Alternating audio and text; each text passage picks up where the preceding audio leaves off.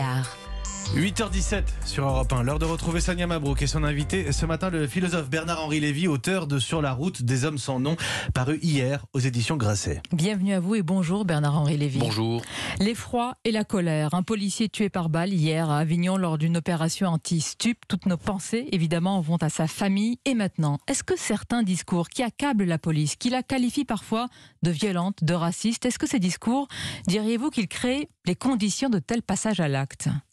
Naturellement, bien sûr qu'on ne peut pas passer son temps à diaboliser la police, à la traiter de fasciste, comme le font certains, y compris parmi les responsables politiques, et ne pas avoir des conséquences de ce genre. Parce que là, c'est pas un quartier perdu, un territoire perdu de la République, c'est le centre d'une grande ville française.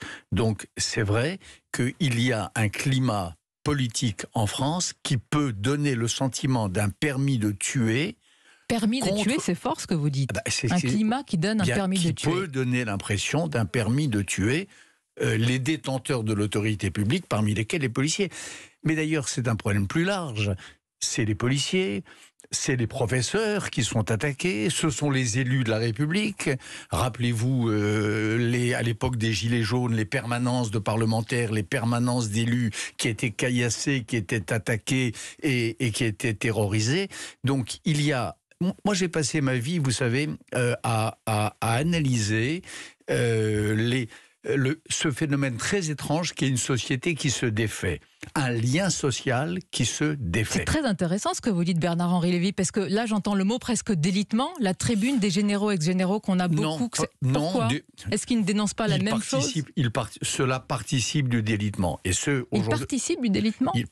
Ils participent de cette désocialisation. Un lien social se défait, en effet, par plusieurs bouts à la fois. Et aujourd'hui, vous avez d'un côté, à l'extrême gauche, les indigènes de la République, les obsédés de l'identité, les communautaristes, et à l'extrême droite, le Rassemblement national qui attise les braises, qui souffle sur le feu, qui appelle à l'insurrection, parce que c'est ça que c'était. L'insurrection dans les esprits. Les deux se conjoignent et c'est une tenaille. C'est une tenaille qui est la fameuse tenaille identitaire. Mais dites-nous, qu'est-ce qui vous a choqué dans cette tribune? Parce que vous connaissez probablement cette citation de Nicolas de Chamfort. En France, on laisse en repos ceux qui mettent le feu et on persécute ceux qui sonnent le tocsin. Pourquoi reprocher à ceux qui sonnent le tocsin le délitement qu'ils dénoncent eux-mêmes? Parce qu'il arrive malheureusement que ceux qui sonnent le tocsin mettent le feu. Et en l'occurrence, cette tribune des généraux, qui n'étaient pas tous à la retraite d'ailleurs, le jour où elle a été publiée, et qui appelait à ce que des carterons d'officiers retraités viennent prendre les choses en main et se substituer aux autorités républicaines, ça s'appelle un phénomène factieux. Et ça, les phénomènes factieux, qu'ils soient d'extrême gauche et qu'ils soient d'extrême droite, c'est ce qui menace le lien social en France. La haine anti-flic est une haine anti-France. Comment on crée du commun aujourd'hui? Emmanuel Macron a affirmé hier que Napoléon est une part de nous tous, mais les tenants, et vous les dénoncez d'ailleurs dans votre livre, dans un long texte, les tenants des thèses racialistes, décolonialistes et indigénistes n'adhèrent pas à ce commun. Alors comment on fait? Eh bien, on l'affirme. Et on affirme, en effet, les valeurs françaises. Moi, j'ai écrit un livre, en effet, pour essayer de dire à quel moment de son histoire la France m'a paru grande, à quel moment elle m'a paru porteuse d'histoire, à quel moment elle m'a semblé participer du grand récit de l'universel. Et je crois que c'est cela qu'il faut dire plus que jamais. Là, on est embarqué dans des querelles picrocolines qui sont pathétiques dans la politique française. Vous pensez vraiment qu'elles sont picrocolines? Ou alors qu'il y a un vrai... Des calculs de partis, etc. Et aujourd'hui, ce qui manque à la France, peut-être parfois, mais dont je peux vous dire que nous sommes très très nombreux à en avoir la nostalgie, c'est un vrai grand récit national. Moi je vois, la France, elle n'est jamais aussi grande que dans certains endroits où il m'est arrivé d'être toute cette année dernière et qui font la matière de ce petit livre, c'est-à-dire chez les représentants, les volontaires des ONG, chez les journalistes qui risquent leur vie pour pour rapporter de l'information et pour défendre et illustrer les valeurs françaises. C'est ce que vous racontez sur la route des hommes sans nom, Bernard-Henri Lévy, et vous êtes, il est vrai, depuis des années sur ces terrains, y compris de guerre, mais certains vous disent au service de quoi et de qui précisément ? Au service de l'idéal de fraternité et au service d'une certaine idée de la France. Voilà. Avec parfois, il faut le reconnaître, des erreurs d'appréciation, de diagnostic dans vos élans toujours passionnés et vos combats engagés. Je ne crois pas. Vous savez, je crois que quand une voix, en tout cas en ce qui me concerne, quand ma voix intérieure, au sens de Jean-Jacques Rousseau et de Pascal, quand ma petite voix intérieure me dit qu'une situation est insupportable, et quand elle me dit que cette situation fait offense outrage à l'humanité, je me suis rarement trompé. Et c'est dans ces cas-là que je me mobilise, c'est dans ces cas-là que je prends l'avion, même si ça augmente mon empreinte carbone, et que je vais, en effet, c'est votre boussole, témoigner. Mais est-ce qu'elle ne vous a pas parfois trompé dans une défense trop passionnée et aveugle du criminel et terroriste Cesare Battisti? Est-ce que cette boussole ne vous a pas parfois trompé quand vous aviez un militantisme interventionniste en Libye qui a provoqué le chaos dans la région? Non.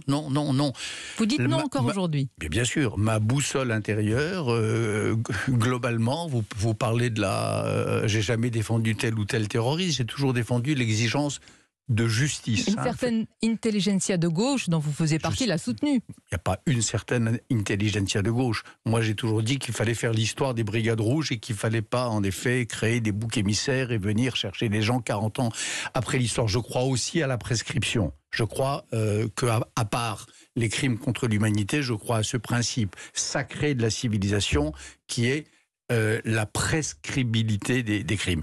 Pour ce qui concerne l'interventionnisme, non, je crois que on peut pas être démocrate, et lorsque on voit des peuples qui semblaient être condamnés, que l'on condamnait à l'obscurité, à la tyrannie, disent on voudrait bien nous aussi frapper à la porte de la démocratie et ne pas leur tendre la main. Alors c'est passionnant ce que vous dites. Nicolas Sarkozy dans Le Point, effectivement sur la Libye, se dit fier d'avoir sauvé des milliers de vies. Mais d'où ma question, je vous la pose ce matin, Bernard-Henri Lévy, au nom de causes nobles, comme la liberté des peuples, ce que vous décrivez, la démocratie, peut-on imposer, importer un modèle à calquer ici et là, comme si on exporterait du Coca-Cola?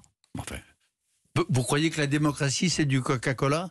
Je ne sais pas, je vous pose la question. Est-ce qu'il y a un modèle démocratique supérieur? Il n'y a pas de modèle démocratique supérieur. En revanche, il y a des valeurs démocratiques qui sont supérieures aux autres. La valeur de ne pas torturer un corps, la valeur de l'égalité des femmes et des hommes, la valeur qui consiste à dire que l'Afghanistan est plus beau et plus grand quand les femmes peuvent circuler librement sans burqa, ces valeurs-là sont supérieures aux valeurs qui sont défendues par les talibans et les gens de Daesh. Mais d'où vient votre conviction que la démocratie libérale est une forme politique destinée à s'étendre de manière universelle? En quoi existe-t-il, selon vous, un désir universel d'adopter le modèle occidental? Pourquoi serait-il supérieur? Supérieur, il l'est. Est-ce qu'il l'est? Je pense que la moitié de l'humanité, l'autre moitié du ciel, comme disaient les Chinois, c'est-à-dire les femmes, je pense qu'elles ne sont pas vouées à être enfermées dans des prisons de tissu, à être battues dans des stades parce qu'elles ont osé regarder un homme qui n'était pas leur mari. Donc je crois que cette valeur-là qui défend l'intégrité des femmes, elle est supérieure à celle qui... Nous sommes d'accord, mais... on est d'accord. Mais si on est d'accord, ça veut dire que c'est supérieur. Non mais attendez, mais est-ce que cet idéal démocratique universaliste, est-ce qu'il n'est pas vidé de sa substance aujourd'hui? En quoi on croit aujourd'hui encore dans les sociétés occidentales modernes? Eh bien, vider de sa substance où dans les pays en question... la question n'est pas d'aller imposer, comme du Coca-Cola, les démocraties. Elle est... Reconnaissez que les néoconservateurs américains l'ont fait. Lorsqu'il y a des... Mais moi, je ne suis pas un néoconservateur américain. Moi, je suis un intellectuel français qui aime la France, qui a foi dans les valeurs de la France, qui pense, comme André Malraux, que la France n'est jamais aussi grande que lorsqu'elle est grande, pour tous les hommes et pour toutes les femmes, notamment celles qui, en Libye, en Afghanistan ou ailleurs, se revendiquent de nos valeurs. La question n'est pas de les leur imposer ou de les exporter. La question, c'est d'être aux côtés de nos alliés lorsqu'ils se revendiquent des mêmes valeurs que nous. On ne peut pas dire à la fois en France qu'on défend, par exemple, et on a raison, l'islam modéré et démocratique, et lorsqu'il y a dans un pays un peu plus lointain des gens qui le défendent aussi, leur claquer la porte au nez et leur dire on ne veut pas entendre parler de vous. Une fois qu'on part après l'intervention, que le chaos s'installe et que ce qu'on dénonce est installé par justement l'implantation de Daesh, qu'est-ce qu'on dit? On dit toujours qu'on est intervenu au nom des droits de l'homme. Daesh, mais ça veut dire que le combat contre Daesh, c'est pas 5 minutes. Alors là, c'est pas l'exportation du coca, c'est pas un presse-bouton. La démocratie, c'est pas appuyer sur un bouton et attendre que la lumière se fasse.